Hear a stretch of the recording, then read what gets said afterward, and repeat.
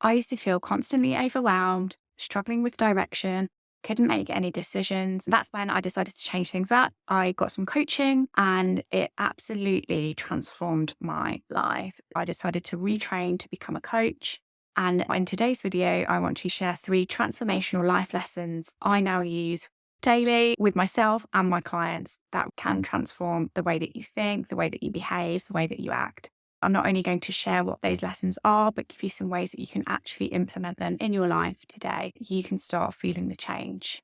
I'm Sarah Jane. I'm a qualified mindset coach. I'm a lawyer. I'm a busy mum. So I know what it feels like to feel a bit overwhelmed and not know which direction to go in.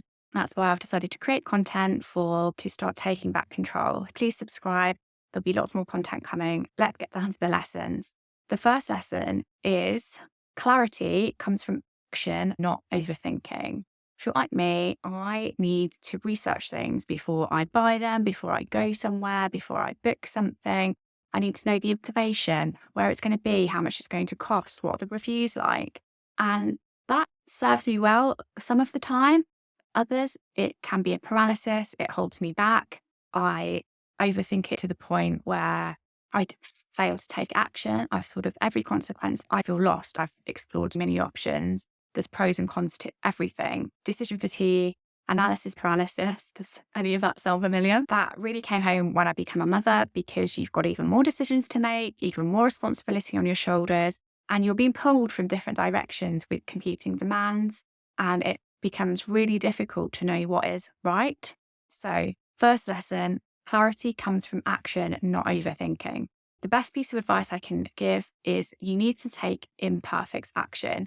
Yes, I would encourage doing the research, thinking things through and taking some options, but time limit the amount that that's going to take. And then you just need to get started because we learn from doing. You're going to make mistakes. Things might not go to plan, but that's all experience. That's how we grow as people. And you will always gain something no matter what decision you make.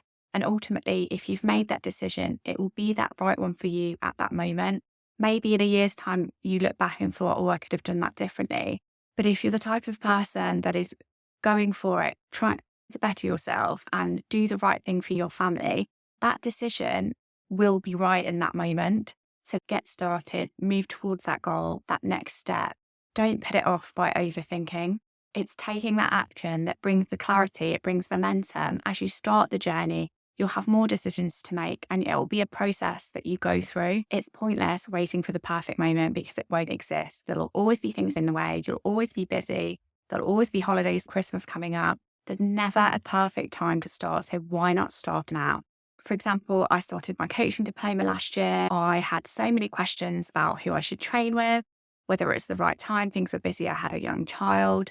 Did I want the extra pressure? Would I be good at it? Would I enjoy it? Would it be a waste of money? The old version of me would have put that off, questioned it, sought approval from others. But this time I just went for it. I did some research into the provider to make sure that they were good. I met with them, aired my concerns, asked questions. But ultimately, I made the decision and I went for it. And boy, has it paid off. I've learned so much, met so many people, had great experiences, started my business, started YouTube. From that one decision, all of these things have flowed from there. Yes, it's been really difficult. It's been a lot of work. I've made mistakes. I'm going to make more. But a year later, I'm about to receive that diploma. I'm not still thinking about it and wondering when to start. I've took that action. And I have made progress. So the first lesson, I would encourage you now to think about some goals, some decisions. What have you been putting off? What have you been overthinking? Write down what you need to do in terms of research to feel better about that situation.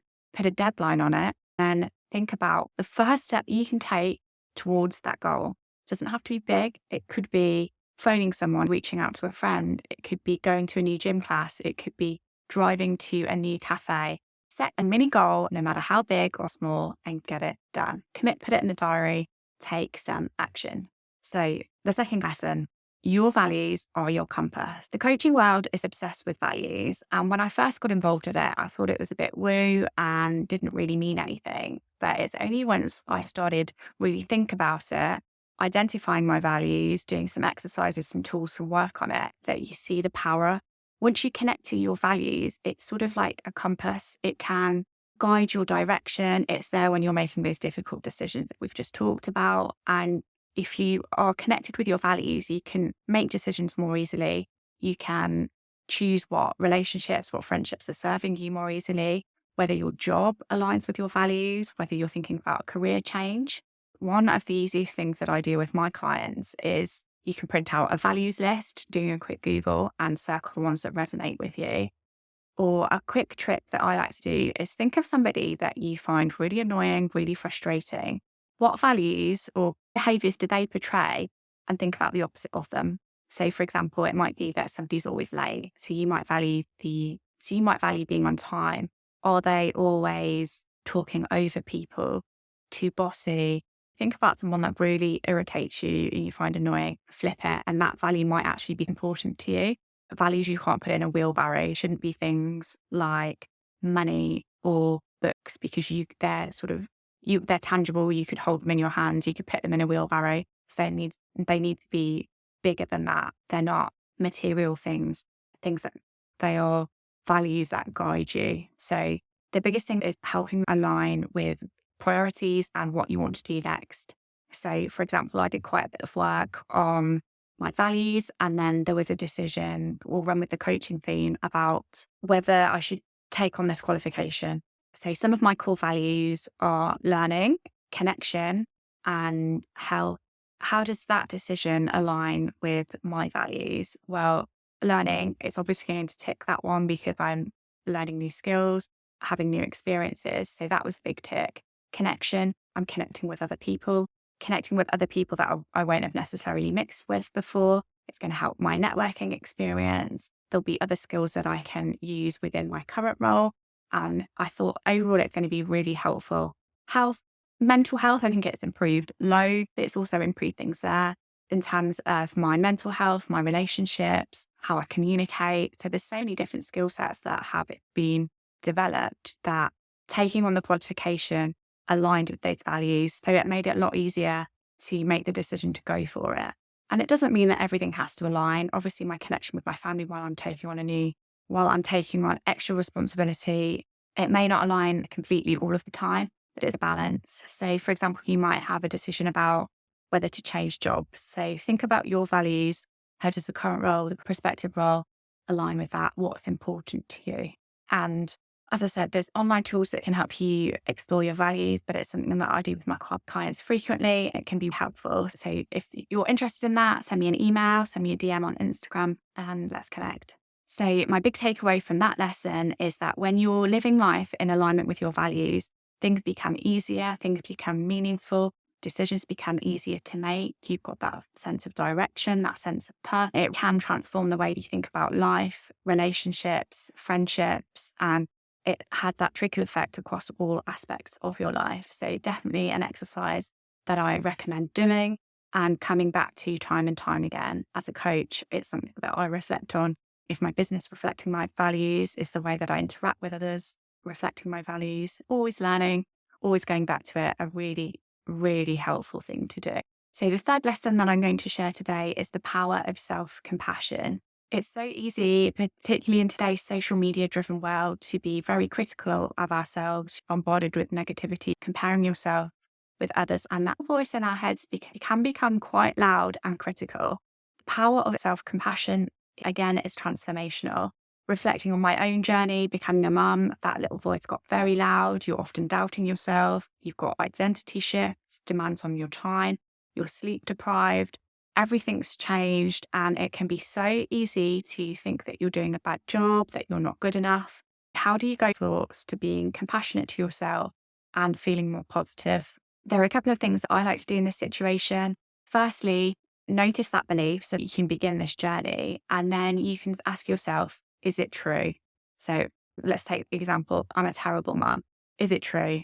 No, I'm worried because I care for my baby. I want him to be happy and I'm feeling overwhelmed and tired.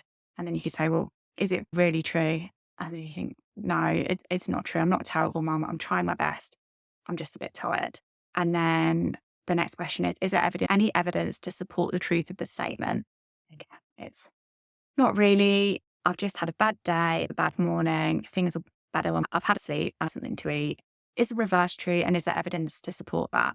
So this example, the reverse is, I'm a good mum. Is there evidence to support that? Yes, because I blah, blah. Noticing and breaking down the truth of the statement and then evidence for and against it. Another way that you can demonstrate that self-compassion is by replaying the scenario, the question, the thought in your head, and imagine your best friend telling you that.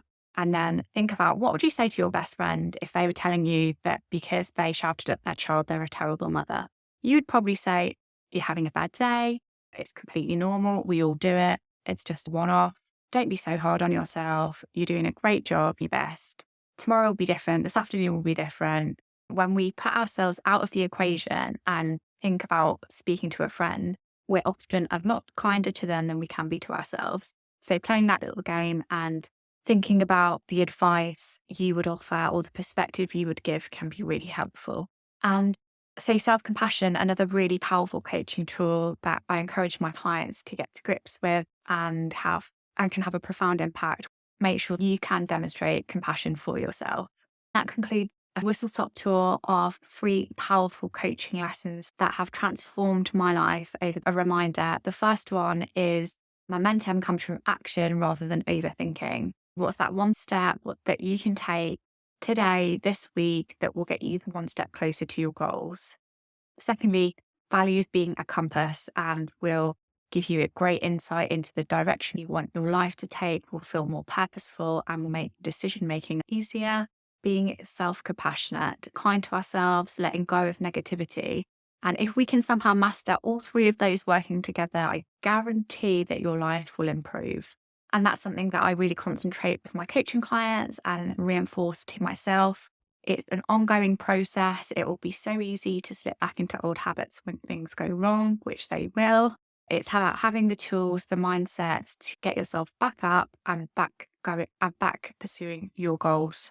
So I hope that was helpful and that you gained some value from those coaching tools. I would really encourage you to take at least one of those and incorporate it into your own life. Let me know in the comments which one that would be. And I would love if you can subscribe to my channel. There'll be lots more mindset coaching tools coming up with better audio and visual whilst I get to grips with that. Any tips, let me know. Anyway, thank you so much for listening. I'm so grateful for everyone that subscribes, comments, and likes my video. It really means the world. And yeah, I'll see you in the next one. Bye.